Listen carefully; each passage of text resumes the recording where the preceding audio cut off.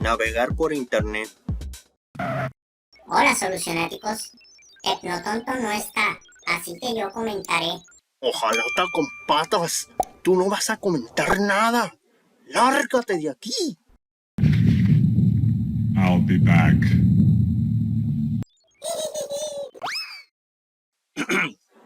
Perdón por eso, solucionáticos. Navegar por Internet es una tarea cotidiana muy importante y para muchas cosas, trabajo, tareas educativas, juegos, etc. Y los navegadores más utilizados hoy en día para esto son Google Chrome, Microsoft Edge y Mozilla Firefox. Los tres son muy estables y confiables para esta tarea, pero podrían dejar de serlo dentro de muy poco.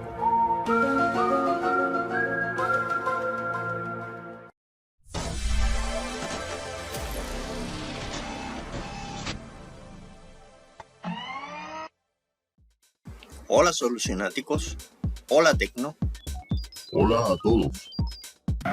No se olviden de mí, par de inútiles. ¡Lárgate de aquí! ¡Vete de aquí, ojalá taparlante! Perdón por eso, solucionáticos. Continuemos. Hay un problema grave que, de ocurrir, podría dejar aislados de la web a muchísimos sitios cuando salga la respectiva versión 100 de cada uno de los navegadores mencionados anteriormente, las cuales Google, Mozilla y Microsoft llevan varios meses anunciando. Chrome y Microsoft Edge en marzo y Firefox en mayo.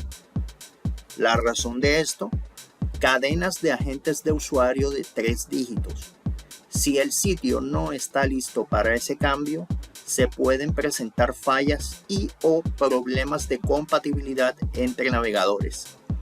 Tecno, ¿podrías darnos una explicación más detallada de este problema?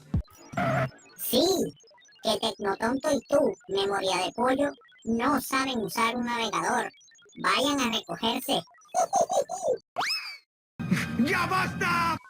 ¡Ya deja de molestar, pedazo de lata oxidada! Bueno, continuemos.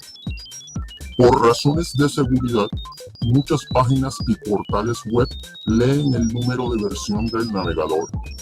Si ejecuta un navegador de una versión muy vieja e incompatible, el sitio no abrirá por prevención, ya que se asumirá que dicho sitio ha sido víctima de ciberataques.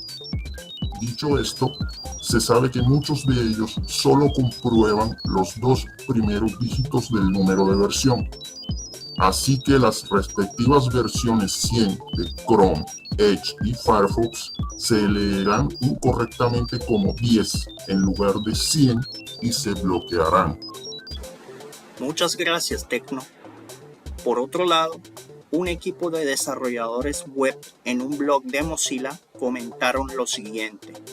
Cuando los navegadores llegaron a la versión 10 hace algo más de 12 años, se descubrieron muchos problemas con las bibliotecas de análisis de User Agent cuando el número de versión principal pasó de un dígito a 2. Los navegadores tienen diferentes formatos para las cadenas de agente de usuario, y es posible que algunas bibliotecas de análisis puedan tener suposiciones o errores codificados que no tengan en cuenta los números de versión principales de 3 dígitos. Es importante aclarar que muchos desarrolladores están trabajando fuertemente en esto para mitigar el impacto de este cambio, de la misma forma que se hizo en el problema del cambio de milenio a principios del año 2000. Por ejemplo, se ha implementado en los navegadores en cuestión una bandera que permite informar de la versión 100 a los desarrolladores de sitios web para que puedan hacer pruebas. Así es, Tecno. En caso de haber problemas más generales, Google y Mozilla tienen cada uno un plan de contingencia para sus respectivos navegadores. Chrome, implementar una bandera que congele la versión principal en 99. Firefox, arreglar en caliente sitios rotos o, al igual que Google, fijar temporalmente la versión en 99.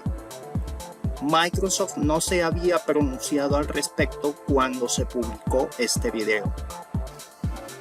Solucionáticos, esperamos que el video les haya gustado. Si es así, por favor compártanlo. También pueden dejarnos en la caja de comentarios sus opiniones, retroalimentación y o algún otro tema del cual les gustaría que habláramos. Tecno, ¿algún comentario adicional antes de terminar el video? Sí, que él es una chatarra con patas. Te voy a...